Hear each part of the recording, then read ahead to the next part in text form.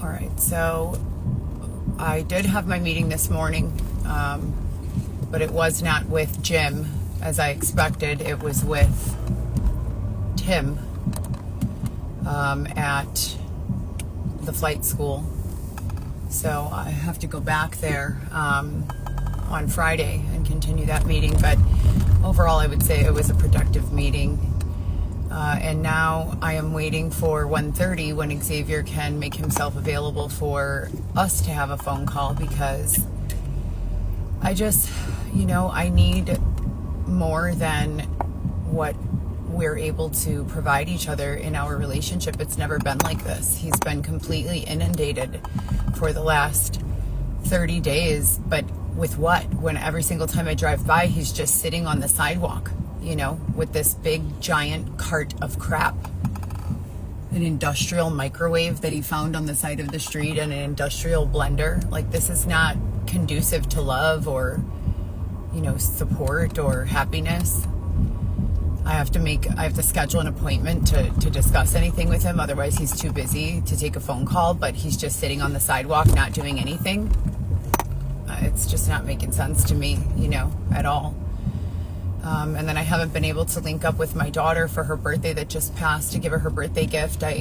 Since they disconnected my apps on August the 3rd, I haven't been able to make anything other than one promo for $100. That's it, since August 3rd, which has been very difficult with regards to, eating and just doing much of anything. And then I have another daughter having a birthday soon, and my father just had a birthday, and I was really happy to see that the family was able to get together and go to a show. They had an AC/DC cover band. My dad loves that, so that was great, but I would be lying if I said it doesn't hurt me significantly to not be able to be included. I want to, my whole life has been centered around family. You know what I mean? Even the days when I didn't have money to have birthday parties and stuff for my children.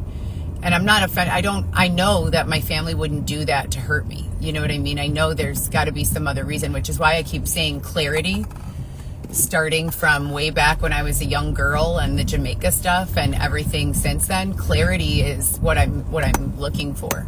Nothing more and nothing less.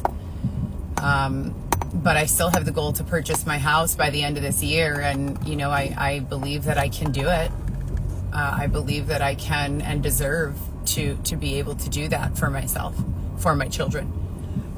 And so that's what I remain focused on. But there's just so much going on here in the shadows, that I don't know how to even define or begin to guess about. And it's just very truly unfair, Xavier and I made a promise to each other based on, if you guys know, I've given a lot of insight. My adult life when I was 18, so from birth to about, I would say, 14 and a half, I had a very, very, very normal middle class, upbringing. We had our structured days where we went to school, came home, had dinner, did our homework at the kitchen table, and maybe got an hour to play outside with friends in the neighborhood, and maybe got a half hour of TV time, shower, and then bed. That was our life every day. And then the Jamaica thing happened, and that, was wild. Being abandoned in a third world country, my dad didn't even know. And I know my mother, there's no mother that would say, oh, my daughter has an attitude, but no history of sexual promiscuity, no history of crime, no history of theft, no history of, drugs or alcohol. So she should go to this third world country that's in civil unrest for a year, and I'm not going to tell her dad about it. Like, that's not real.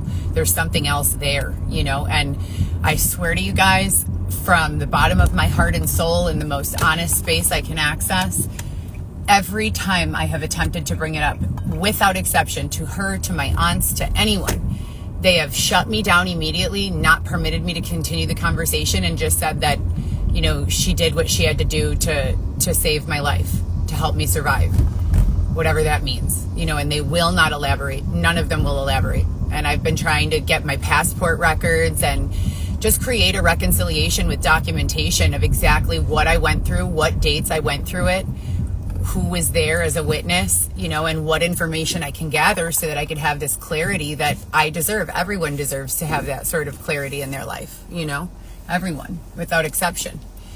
And, I haven't been able to make any progress in that regard. So I'm still working on that. But then when I turned 18, I got into a 5-year relationship between 4 and 5 years with the father of my 2 older children. We were married. I call all of my relationships marriages. That one was the only one that was actually filed with the state of Illinois and accepted. The marriages that we filed, Dylan and I, were rejected by the state of Illinois. We had a prenup. We filled out all of the paperwork, but they refused to allow the marriage to go through. And with Orlando, it was the same thing. It was like a marriage. We lived together. We had a child together. We were together every day, monogamous, heterosexual, normal relationship.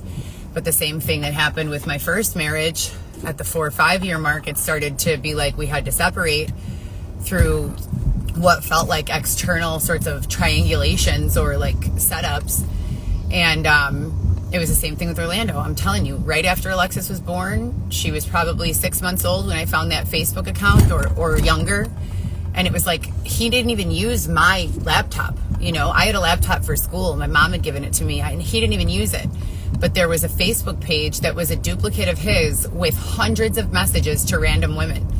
And that's what supposedly led to us bringing it. But it was like someone left it there on purpose for me to see it, is how it felt. It didn't feel like an accident. And I know him. I don't feel like that's something he would want to do to me or anyone. Why would someone want to do that to someone that they love and have a child with? So that was really what did it, in that relationship. And now, and the same thing with Dylan. Look at the same 4.5 year mark, the same exact chronological order. Everything was good the first 2 years, then, or 18 months. I mean, as good as it could have been under the circumstances, being extorted by a detective and feeling like the state of Illinois is my only protection through this recorded line on the prison.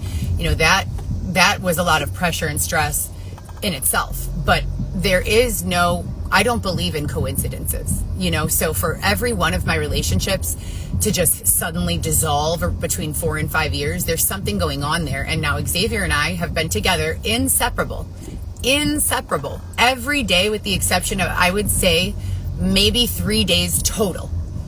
We have been together, slept together, lived together, relied upon each other, and been in a monogamous, heterosexual, committed relationship. We have a child together.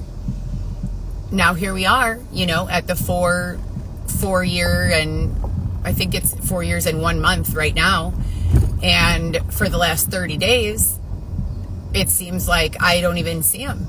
I have to fight for a time to talk to him on the phone.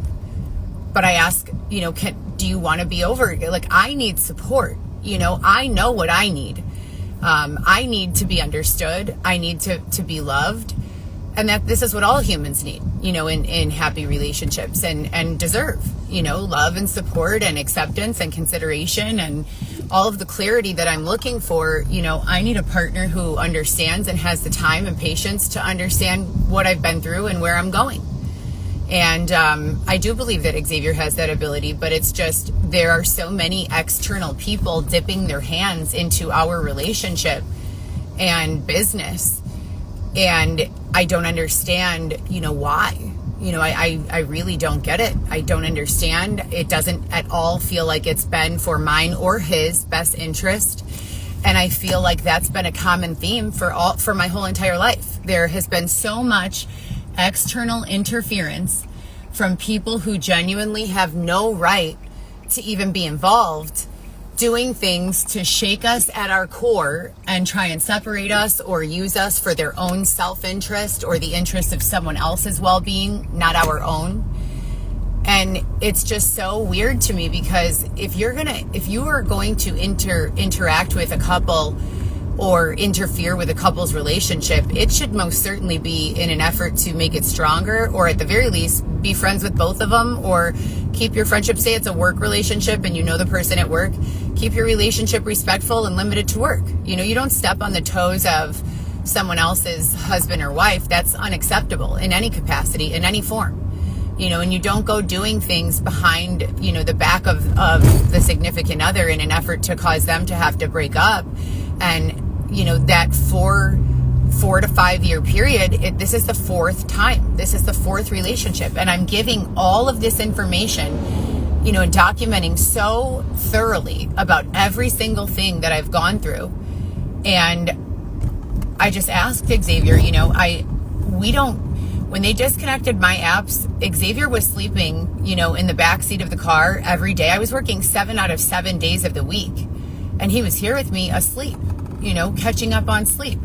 At nighttime, he was supposedly sleeping too. So what was causing him to be so tired and disconnected? I don't know, but it didn't matter to me because we're a team. We're a team. We're a husband and wife. He hasn't been able to contribute financially on his own. So it was me carrying our whole family and all of our expenses with just Uber, Lyft, delivery applications, promotions, and various forms of social media management and marketing and photo shoots and things of that nature. And Xavier does have the capacity to be brilliant. He likes to create digital art. And I told him, I created a whole business plan for him, where we will, collaborate with various other third parties and industries in an effort to get his art featured and seen so that people can bid on it. And he's super excited and says he wants to do it. And he doesn't need to have a developed sense of business acumen. I can go in with him as a business manager. He can be that eccentric artist. He could stay in his own lane of identity, and I can stay in mine. But I don't know what's going on or what's causing it. It has just been so concerning. And the only communication I have with regards to my baby is if he's able to get on the phone with his mother. She won't answer my calls or text messages, and we don't have any interpersonal issues, her and I. We don't even have a history. The first time I met her was the day she showed up at my bedside when I gave birth, and it felt as though there was a premeditated, pre-curated set of circumstances where they already had a plan that he was going to go with her, and that's what they did. So now, the stakes are really high because that's the only connection that I'm able to keep at this point. So I don't know, I'm trying to be really thorough, but also understanding and patient. But it's just getting to be exhausting. And then they've been all of the antagonisms and the badgering and the baiting and the stalking and the harassments that I have reported so thoroughly for the last 6 years, along with my live videos where I showed you guys the line technology that was being used to change my voice, my cadence, my grammar. All of those videos from my live have been removed. Someone, without my permission, took those videos down. And the videos that were posted that resulted in me being charged with civil indirect contempt of court were posted with that technology, in someone else's voice and my likeness. And this has got to be the most corrupt set of circumstances that I have ever witnessed or known. And I continue to try to reach out to State's Attorney Wayne Jakowski, who is Illinois State's Attorney. He's employed by DePaul as well as a teacher, but his specialty is in public corruption. And I'm not reaching out to him to tattle on someone. I'm reaching out to him because I need some clear guidelines, direction, and understanding of expectation with regards to not only my case with my child, but overall, what is going on here. And then in 2015-16, when I started to be referred to as a mole or a spy or an FBI agent or a police officer or a confidential informant, this was all by random people of the general public who were referring to me in this way. And the state of Illinois changed my insurance plan from Blue Cross Blue Shield to Molina.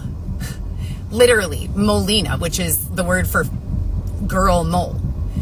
And I called them back and said, I didn't choose this. And they said, well, we changed it for you. So it was like I was being antagonized in public and referred to as a spy. And then the state of Illinois goes and changes my insurance plan from Blue Cross Blue Shield to Molina.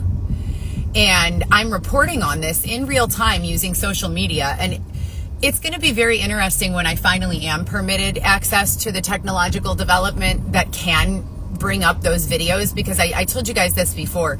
Every time you make a posting on the internet, it creates its own unique HTML. And that HTML is always retrievable, even after it's been dismantled and removed. So all of the videos that I have created in real time, whether you've removed them or hidden them or not, they will resurface. They will absolutely resurface, and they'll resurface to an IMEI with or without the use of Tor or another deceptive agent browser. They'll all resurface, so if you have been behaving as a deceptive actor or deceptive agent with regards to my likeness, my case, or my life, it's going to come out, and I'm thirsty for that clarity.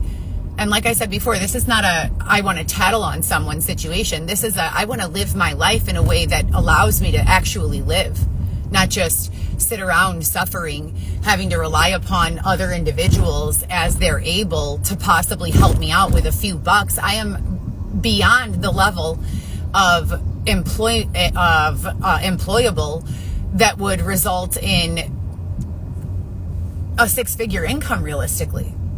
There's no reason why I've applied at all of those jobs. My emails are being hindered from use. I have to switch my email and phone number regularly. I'm being worked but not paid. I'm being used and exploited but not compensated or appreciated or thanked. And that was old decades ago. So now it's ancient. And I want to buy a house now. I want to live my life now. I want to be happy.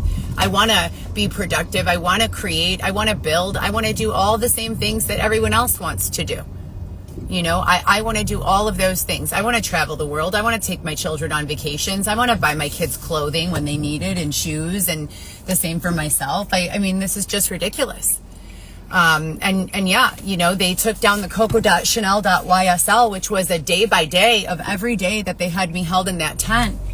It was a narrative of every single day, either a post or a video or some sort of dialogue as to what was going on. I called them FTRs, for the records, similar to the way that I do now when I'm documenting. But I would show all of the antagonistic things that were being done to cause me harm or fear or confusion or, the feeling of being unsafe or targeted or hunted, as I wrote about in a blog post. And rather than addressing those items in a court setting or outside of a court setting, but directly, face to face with a plan on how to resolve them or what's expected of me to get past those situations, we're 6 years and counting of me documenting almost on a daily basis, and 10 years and counting since the first round of extortion from the Detective Shepard. And I have not had a penny of restitution, restoration, or repayment with regards to all of the fraud that's been taken from my account, the unpaid work that I have been exploited into doing, or restitution for any of the victim services, including but not limited to the stabbing, the 2 bludgeonings, the being punched while I slept on the train with all my belongings in my lap and fell asleep and being woken up by someone giving me 2 blows to the back of the head. All of those things were the sexual assaults. I have not received a penny. I have not received a moment in court, and I have not received any sort of grace or mercy or protection, as of right now, when they're being permitted to do the exact same antagonistic behaviors that they were being permitted to do in 2020 that I was reporting on daily, that have been communicated to me directly from the higher authority, would never be permitted again, ever. So I want to know why here we are today and I'm still not, being given access to these forms of assistance. And this is not assistance. There's a law that says despise the free lunch. I want you to firmly understand that in the most humble way possible, there is nothing that I owe money on at this stage in my life. I am owed so many millions of dollars. A person I know very closely who I grew up with, Robert Kazukis, I believe he's currently in the IDOC system, but I could be mistaken. I found out from his mother, actually, that he received a $91,000 settlement because he had sex with a counselor in a drug rehab funded by the state of Illinois, and that they sued them and won a $91,000 settlement for that lawsuit. I was sexually harassed by a detective and extorted and under threat of them taking my children, forced to gather evidence and follow a group of individuals. I was sexually harassed in and out of offices where they were labeled DCFS to see Weston, and no one has done anything for me. I was raped. They stole my Cadillac CTS right after I made my final payment on it. No one has given me a penny back. And when I was working full-time, driving deliveries and Uber and all of that, after you took out the money for my car payment and gas, I was not even making the federal minimum wage. And I was working 6 to 14, 15, 16-hour shifts every day, 7 out of 7 days of the week. They disconnect my apps on August 3rd. And I'm just subjected to sleeping in my vehicle every day and wandering around asking people to help me with gas while I call company after company after company, offering website development, AI development, marketing, sales. I have applied to McDonald's. I have applied to Taco fucking Bell. I have applied to Mariano's, Jewel. I have applied everywhere. Someone in this demographic thinks that it's funny to lock me into a space of no resources. They locked me out of the government system of food relief by saying that they overpaid me $900 during that period when I was lucky to make the minimum wage. They didn't overpay me $900, but they said I will never qualify for one of those food programs again because they overpaid me $900 and that I need to pay them back $900 in an effort to ever get on that, get that sort of assistance again. Then they alluded to the fact that, or the, insinuation that Xavier may qualify or that he may qualify for disability or something along those lines. And then they separated us. And I'm not permitted to park in the city of Chicago overnight. And he's not permitted to get in my car and drive away from the city of Chicago. So they locked me into a space of despair with no access to feed myself. They stole my infant son at 3 days old directly out of the womb. They looked the other way while I was harassed and abused and exploited. They did not compensate or even attempt to pursue victim services or even give me access to attend a court date of which I was victimized and someone was being prosecuted or even questioned, because I have no idea the outcomes. I don't even know the names of those individuals. They've hidden and sealed all of those records from me, even though I'm the victim. And in this country, that's my right to know. It's my right to attend those dates. It's my right to receive victim services. So we're in 2026, and to this day, they know that when these people start crowding me, flashing their high beams repeatedly, beeping their horns around me, instigating me, putting these lines in, doing all this weird stuff. I've documented it all. I've been promised that none of that would ever be permitted again. And that in the event that behaviors like that were to begin, there would be a, quote, emergency evacuation team in place to respond immediately. I am not an inanimate object. I am not a prop. I am not a plant. This is a plant. I am a human. I eat, I bleed, I breathe, I drive, I move, I give birth to babies, I do business. Plant, human. So when the higher authority continues to communicate with me that in the presence of awareness, which I've had for years now, years and years, and even without the presence of awareness, there is a certain standard of treatment for individuals similar to myself or experiencing circumstances similar to mine that is definitely being violated and at an alarming rate. But they've communicated repeatedly that as well as the badgering and antagonism when they put student driver stickers on the vehicles around me to prepare me for some sort of impending doom, because they're allowing an untrained individual who has no idea of the actual circumstances to have some sort of sense of authority. And it's always 100% of the time resulted in pain for me. Always. And they continue to promise that they will never subject me to that again, and that there is a way to a safe space and freedom and all of these things. But what is it? Because just now, a few minutes ago, they started surrounding me with another one of those cars saying student driver. And I said, as I always do, I do not work with student drivers.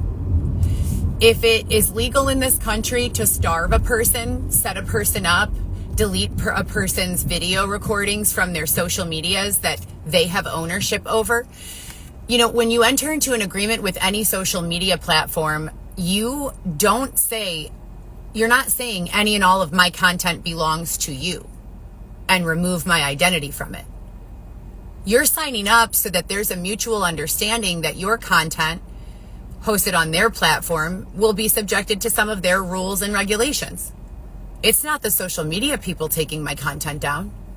So where is the protection, the virtual law, the protection surrounding individuals hacking someone's bank account, social media accounts for 6+ years and counting with zero resolution? They said they were doing a reconciliation right after 1055 North Granville, where we lived at Granville and Broadway.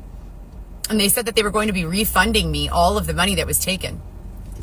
They're aware of all of the ways that I've been sexually assaulted and exploited, and they were aware completely. I mean, they used it as their main arguing point that I had PTSD, and they called me and claimed that I was so mentally unwell that I could not even be trusted to be with my own child. Yet there's been no effort at all whatsoever for Xavier and I to be able to connect in a healthy romantic relationship. As a matter of fact, quite the contrary. There's been an extensive amount of effort deployed in attempting to keep Xavier and I away from each other or at odds. Why is that? In what country am I living where this type of behavior is permitted? I began to experience normal, healthy sexual interactions with Xavier again. They allowed someone, I believe it was a woman, to pretend to be Xavier and to touch me down there, as Xavier usually would. But rather than kissing me, they used their finger to pretend that it was a mouth or a tongue. I clearly could feel the difference. I was mortified. I asked them to stop. Immediately, they pulled the emergency go to sleep Heather switch, and I was unconscious. I woke up the next day and I asked him about it, and he said, no, that was me, and tried to make light of it. What in the fuck is going on here? Instagram, can you put some protections on my videos? Because this is not for entertainment. This is truth. This is my life. I'm Heather Gillespie. Some people refer to me as Heather Gillespie Smith. Some people Heather Smith. Some people Coco. I'm all the same one person. I've been reporting on these things with very, very, very little resolution for years now. What's it going to take? When can I move into my house? When can I have access to my money? When will my money be safe in the bank so that no one can do fraud on it? When will my identity and my likeness and my actual circumstances that I and only I have lived through and survived and come on the other side of a stronger and happier and smarter individual for the 3 seconds they allow me to feel those things before they begin the abusive cycle again? When do I get to move forward with my life? When do I get to be invested into being a mother to my children? When do I get to be invested into being a wife to my husband? When do I get to be invested into being friends with my friends? I don't even have a social paradigm anymore. As soon as I make friends and connect with a person and we begin to text or communicate at a deeper level than surface, 24 hours passes and the third party authority that's in my phone all the time decides to block that number or inhibit that communication or send a snake or a what's that other word they use? A honeypot to take the attention of a potential friend or a potential romantic interest in the event that Xavier decided he didn't want to be in this relationship anymore, or that he was confused and cross-dressing in Boys Town for some weird reason, or acting in a way that was humiliating and degrading to me, to our family, to our son, to my other children. When are these issues going to be resolved? And it's not a matter of, do they deserve attention? They most certainly require solutions. So that's where I'm at with all of this, and that's my update for the day. They have continued intermittently to do the remote access of urination, where they cause me at their best timing to need to urgently use the restroom. It's not a health issue. I've already gone to the doctor, and, everything is great with my urinary tract. So it's definitely not a health issue. It's something to do with that line technology. Those certain days when there are, 6, 7, 8, 9 lines running through my neck. They did the same thing to Xavier. His eyes were like bulging out of his face and his neck was like sticking forward. It was so scary. So scary. But they erased those videos from my Instagram. And that is whatever God you believe in, I put that on God, on whoever your God is. I put that in the most serious, 100% honest dialogue. I am not joking or kidding around or telling lies. I am being 100% upfront with you. That is real. That they have done that to me. They continue to do that to me. I would like to take a shower. I just tried to go to the pool to take a shower. They've got the whole block barricaded, despite the fact that it says open on the internet. So there are just many of these antagonisms. No one has gotten me a hotel room, not a single night. Not a single night. It's been another, I want to say 33 nights of sleeping in my vehicle. No access to indoor plumbing during the nighttime hours, which was also promised. That they said they went way too far with that they were not going to permit me to have to urinate into containers or sawed off water bottles ever again, that was inhumane, that they were never going to allow that again. Here we are, Here the fuck we are. Deja vu to me being held in a tent for 7 months, pregnant with Weston, having to pee into a sawed-off water bottle. But now I have a menstrual cycle because I'm not pregnant. So it's even harder for me. But those are just a few of the ways that they've continued to, do this antagonistic, I'm not quite sure what behavior. Here's another thing. I can build a landing page for a website in literally 5 minutes, no question. Not a single question, without any sort of duress. Easy. 5 minutes, I could build a landing page. 15 minutes, I could have a good landing page, completely populated. An hour, I could have an entire website. Every single time I use Square or Wix now, they're stalling it out with some sort of unique customized features and then calling the AI agent a different thing. Aria. Geo. Like, what's going on here? Wix is Wix. It doesn't have its own customizable AI that changes its name and identity each day. What's going on? So when I'm running a business and marketing a business for website development and AI implementation, and I'm being inhibited from accessing normal websites that I am proficient in the use of, what is going on? I want to know what you are doing to me. I do not consent. I do not give you permission. I am the controller of my life, body, mind, and soul. If someone says different, who are they? How do I communicate with them? What is your expectation? What do you desire from me? How do we get on the same page? I went to go check on Charlie Keene the other day. They said he died. Rest in peace, Charlie Keene. I went to go check on pretty much everyone who helped me the first 6 years of this. They're all dead or missing. That's not a funny joke. What the fuck is going on? What is going on? How many years are they going to be permitted to just continue to ignore me?